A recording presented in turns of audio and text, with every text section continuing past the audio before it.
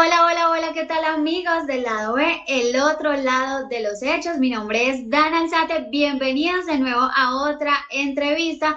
Hoy tenemos como invitado a Armando Benedetti, actualmente senador de la República de Colombia.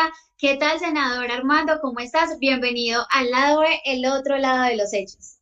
Bueno, muchas gracias, Dana, por la invitación. Muy contento que me hayas llamado y estar aquí en tu programa.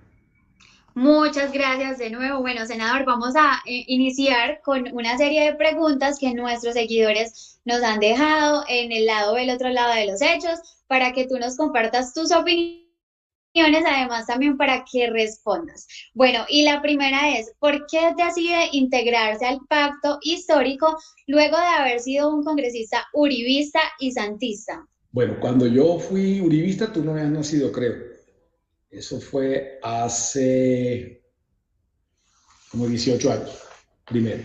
Segundo, eh, yo no me pasé al pacto histórico. Yo a donde llego es a donde Petro. Que estando donde Petro se genera la dinámica del pacto histórico y ahí es cuando llega el pacto histórico. Lo importante de eso es que, y lo ha dicho el mismo Petro, no yo, de que la agenda legislativa, la de él y la mía, ha sido igualita en los últimos 20 años. Y ahí es donde viene lo importante, de que si uno en la agenda legislativa tiene coincidencias, pues de pronto siempre debe haber estado ahí. Además, yo no vengo de ningún lado, porque es que la gente dice que vengo de Santos, nada, yo llegué a donde Santos porque Uribe fue el que nos llevó a todos allá. Después ellos por vanidades personales pelearon y por el tema de la paz, pues yo me quedé con Santos, pero el santismo no existe, o sea que a mí no me pueden decir que vengo de un lado para otro porque no. Pero es una cruz con la que he tenido que vivir en los últimos 5 o 6 meses porque me inventan de cuánta vaina. No, pues me imagino, en Colombia no es nada raro. Ahora quiero preguntarte cuál es tu propuesta concreta para aportarle al pacto histórico. A ver, yo no creo que tenga mucho que aportar en materia de votos, etcétera. Lo importante de la venida mía a donde Petro, del pacto histórico ahora, es que acabé como con un celofán que había, como que había una muralla ahí de que nadie podía pasar allá porque X o Y motivo, te iban a tratar de guerrillero y otras cosas feas. Luego nadie se iba a pasar para allá porque quisiera o no quisiera, sino porque realmente pues uno lo cree. Entonces, la otra cosa importante es que ese hecho desencadenara una cantidad de hechos inimaginables que se han venido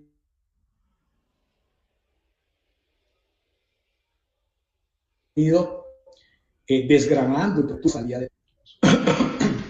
Todos los días vemos que no se puede mover una sola hoja en la vida política de este país sin que se tenga que tener a referencia a Gustavo Petro.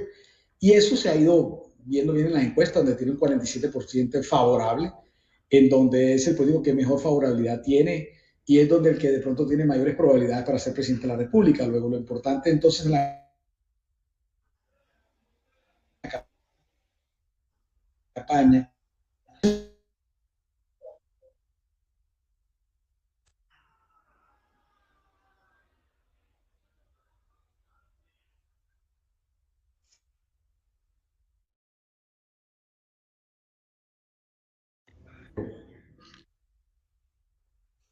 Hola, Ana. Senador, O cayó.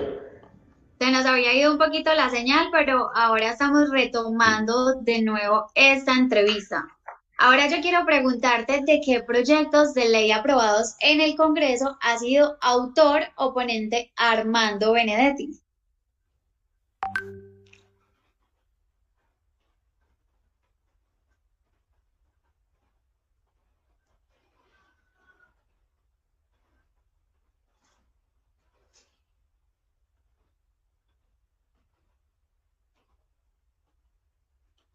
Perdón, senador, creo que de pronto tienes el micrófono apagado, no se te escucha muy bien.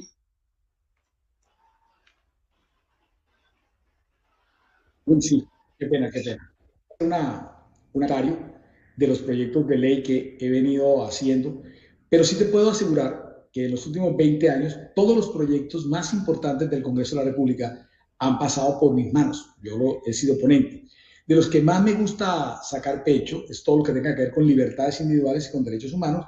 y sobre todo los de los últimos 4 o 5 años, que fueron los que tuvieron que ver con la creación de la paz, con la amnistía e indulto, con la reglamentación de la JEP. Y te lo digo porque en ese momento era presidente del partido de la U y estaban pasando el número de votos se estaba a 52, estaba pasando con 55 y eran 12 de la oposición. Y yo me encargué siempre que más o menos 18 fueran del partido de la U. Y eso fue preponderante, importante, y te repito, además de eso fui ponente de todo eso.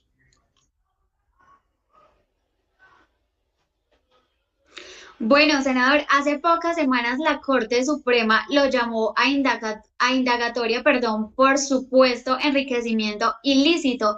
Usted expresó que era una persecución, especialmente de la magistrada Cristina Lombana y del exfiscal Martínez. ¿Podría ampliarnos más sobre este tema? Yo sé que a muchos de nuestros seguidores les interesa saber un poco más.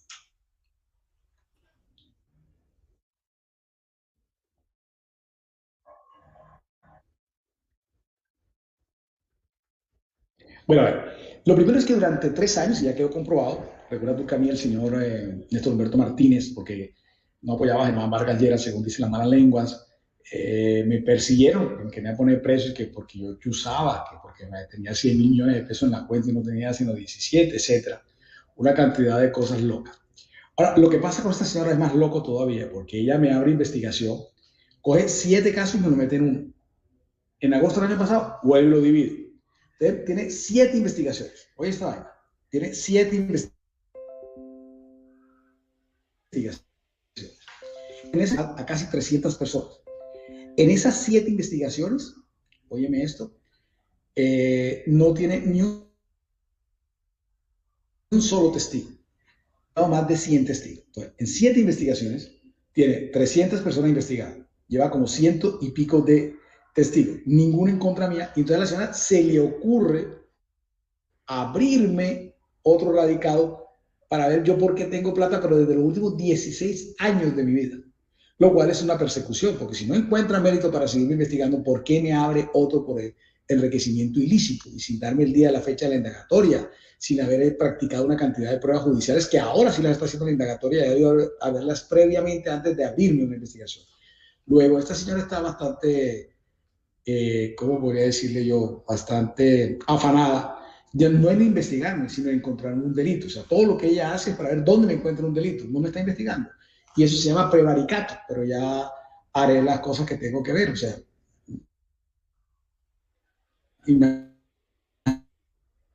ese informe lleva hace un año ahí reposando en su vida. Se da una investigación, hecho en varias partes, parece un informe de un niño de 10 años, porque es un informe estúpido, completamente estúpido.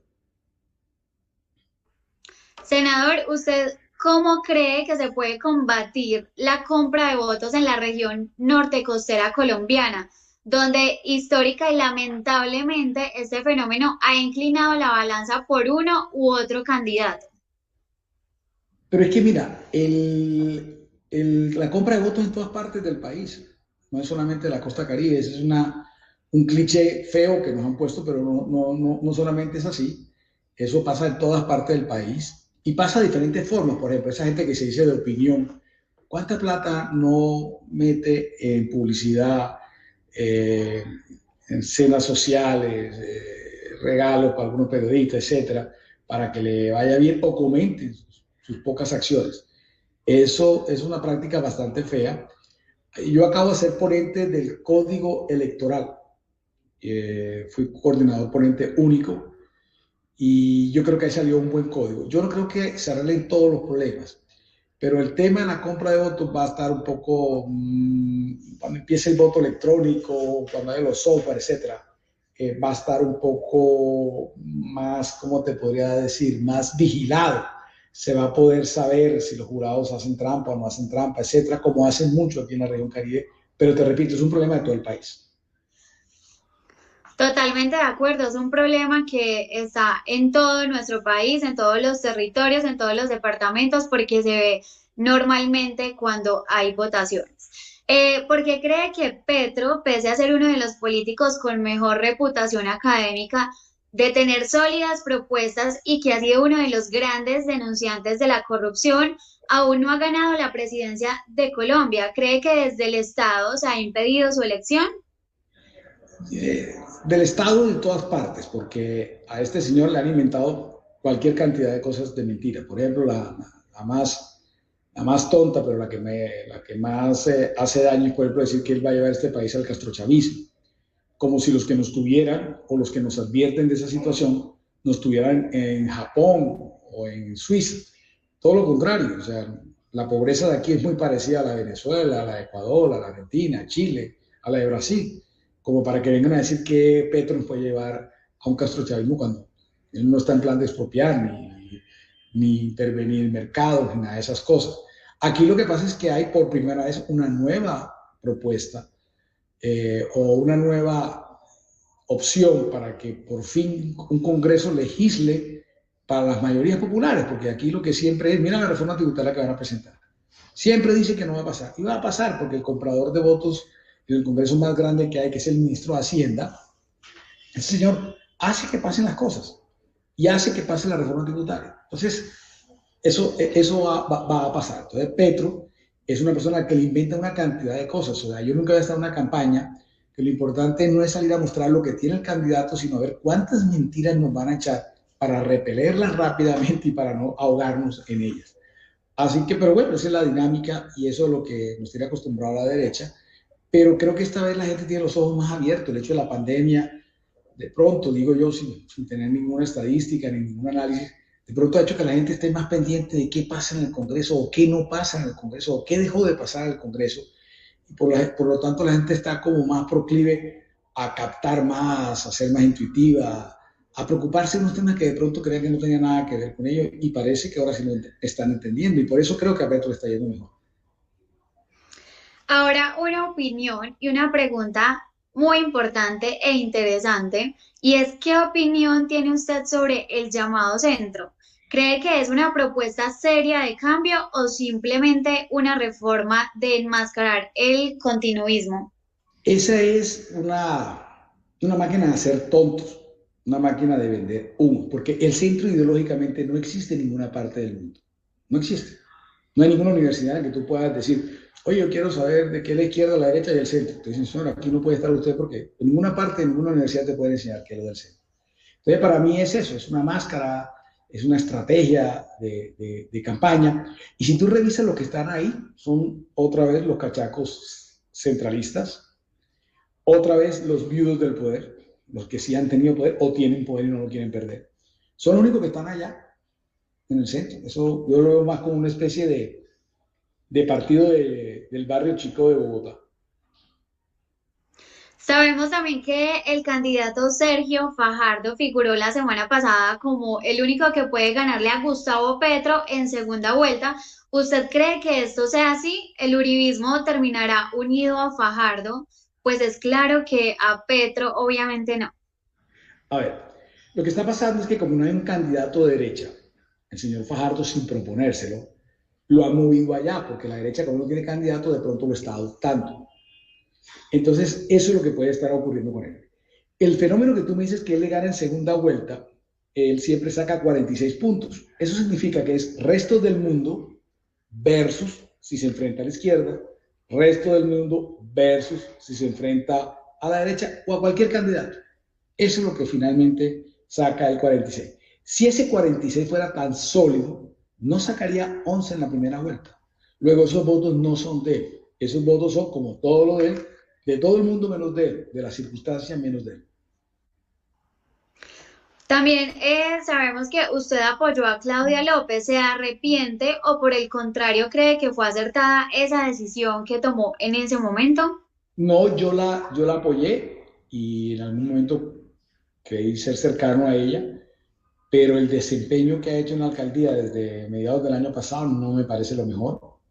Lo que pasó el 9 de septiembre, donde murieron una cantidad de personas y salieron heridas también otras cientos de personas, se mostró que ella estaba frágil y perdió el control de la ciudad, de la policía, de todo, del orden público. Y después lo que ha hecho con la pandemia, pues se va de viaje, pero lo importante, más allá de lo chistoso o anecdótico o sea que se haya ido de viaje, ella no tenía claro qué estaba pasando con las proyecciones de la enfermedad. Llegó y dijo que era una nueva cepa, que no era. Después dijo que iba a abrir la ciudad, después la cerró. pero la cerró, después la abrió, porque supuestamente le estaba yendo mal en la encuesta. Entonces, no parecería ser muy poco serio lo que ella estaba haciendo. Ahora fíjese que últimamente anda calladita, trabajando, vamos a ver cómo le va en eso. Pero sí me arrepiento de votar por él.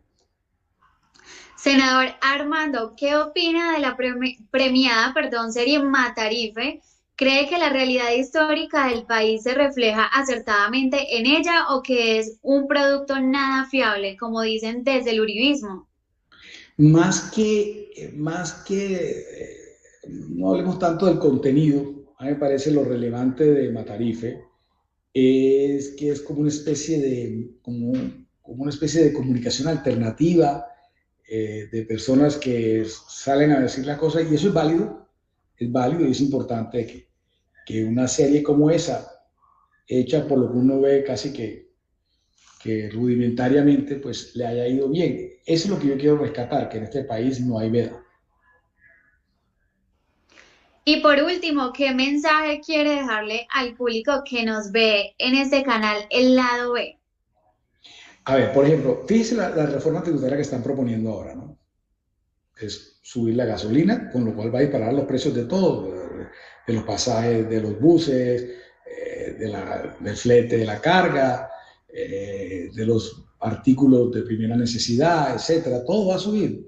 Y entonces nos la venden como si eso fuera, no es en la canasta familiar, como si uno fuera un pendejo.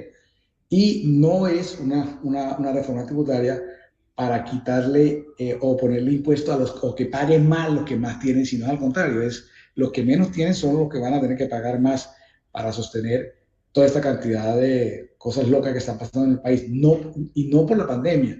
Desde antes de la pandemia, el señor Carrasquilla ya traía unos números muy malos en lo que tenía que ver con desempleo, comparados con la región. Entonces, fíjese usted que Petro no haría una reforma como esa. Petro no se le ocurriría plantear una reforma que el que menos tiene pague más. Y eso ya es una buena decisión, por lo menos, para votar por él. Es lo que yo quiero recalcar, de que dejen de andar pensando que es un monstruo, que es un guerrillero, que va a venir a intervenir en empresas, que va a no sé, a expropiar tantas cosas locas que dice, que eso es mentira. Pero lo más importante es que no hace una reforma tan loca y tan absurda como la que están planteando. Senador, finalmente yo quiero que nos compartas tus redes sociales. Normalmente vemos que eres muy activo en Twitter, así que compártala a todos nuestros seguidores para que ellos también estén pendientes de su contenido, de lo que repostea constantemente. Claro, al que le conviene es a mí, así que lo haré. ¿Cómo te encuentras en Twitter? ¿Cómo podemos ir a buscarte? AA Benedetti, @AA Benedetti. Ok, ¿y Instagram y Facebook tienes o no manejas estas redes sociales? Y en Instagram salgo como Armando Benedetti y en Facebook Armando Benedetti. Perfecto, ya saben todos nuestros seguidores para que vayan a seguir al senador Armando Benedetti, actualmente senador de la República de Colombia. Te agradecemos con todo el cariño y el amor haber estado por acá con nosotros, compartiendo, opinando. Muchas gracias y bienvenido cuando tú desees al lado de, el otro lado de los hechos. Siempre que tú me invites voy a correr a estar aquí. Gracias. Muchas gracias, senador. Chao, chao, que estén muy bien Hasta todos. luego, que estés bien.